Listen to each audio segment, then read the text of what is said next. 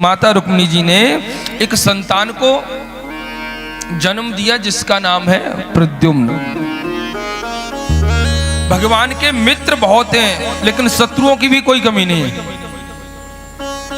सम्रासुर था, उसने क्या किया, भगवान से विरोध कर लिया, खामी खा, कोई लेना ना देना। कुछ ऐसी स्थिति हो जाती है जिनको हम जानते तक नहीं है और ऐसे लोगों से हमको दुख मिलना स्टार्ट हो जाता है। तो सम्रासुर ने भगवान कृष्ण के पुत्र को चुरा लिया, प्रद्युम्न को, और समुद्र से फेंक दिया। क्योंकि नारद जी ने बता दिया था कि भगवान कृष्ण का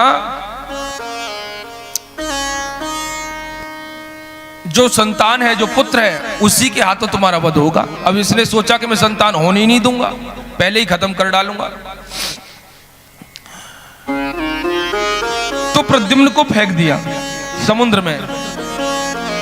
लेकिन जिसकी रक्षा स्वयं गोविंद करते हैं उसको कौन मार सकता है। अब हुआ क्या कि जैसे ही इसका फेंकना हुआ, मछली, एक बड़ी आकार की मछली ने उसको निगल लिया। उस मछली का मुख खोलना हुआ, सीधे वो उसके गर्भ पेट में चला गया।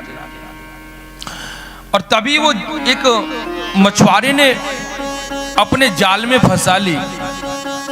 ये जो मछली है ना, ये जो पकड़ी जाती है, ये अपनी जिह्वा के कारण पकड़ी जाती है, क्योंकि जिह्वा पर कंट्रोल नहीं है। मछुआरे जब पकड़ते हैं ना, कांटा डाल करके पकड़ते हैं इसको, और मछली उसको खाने के लिए दौड़ती है। और यही अवस्था जीव की है।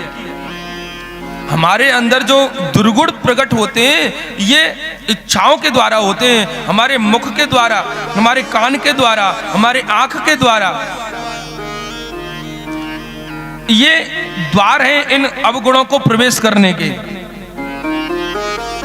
और यही द्वार है सद्गुणों को प्रवेश करने के भी, यही द्वार है। अब वो हमारी इच्छा के ऊपर है कि हम क्या ग्रहण करते हैं।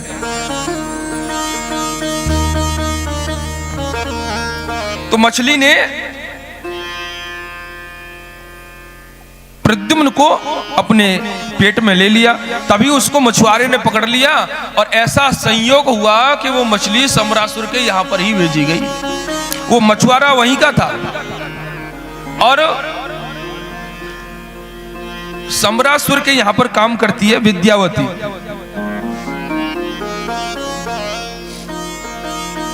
उस मछली का पेट चीरा गया, उसमें से वो बालक निकला। वो बालक विद्यावती को दे दिया, उसका वो लालन पालन करने लगी। नारद जी ने बताया कि ये तो तुम्हारा पति है।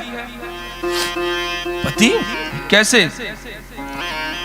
अब विद्यावती को याद आ गया, जब भगवान शंकर ने, जब कामदेव ने भगवान शंकर की समाधि को भंग किया, तब भगवान शंकर ने क्रोध में आकर के कामदेव को भस्म कर दिया। और जब कामदेव जल करके भस्म हो गए, तो कामदेव की पत्नी रति रोती रोती आई, अब भोलेनाथ आपने मेरे पति का वध कर दिया, भस्म कर दिया, अब मैं कैसे रहूंगी। भगवान शिव ने कहा, देखो देवी, ये जो कुछ भी संसार में घटना घटित होती है, उसमें कोई ना कोई ऐसी लीला होती है जो हमको पता नहीं होता है। देवी, ये जो तुम्हारा पति है तुमको वापस मिलेगा, लेकिन जब भगवान कृष्ण द्वापर युग में कृष्णावतार लेंगे, तो फिर यही तुम्हारा पति माता रुक्मिणी जी के यहां से प्रकट होगा और उनका पुत्र बन करके आएगा। ये तुमको सम्रासुर के यहां पर मिल जाएगा। तो वही रति विद्यावती बन करके सम्रासुर के यहां पर काम कर रही है। लेकिन विद्यावती जो है मायावी है, उसने प्रद्युम्न जी को अपनी विद्या से बड़ा कर दिया, और प्रद्युम्न जी ने सम्रासुर का वध किया,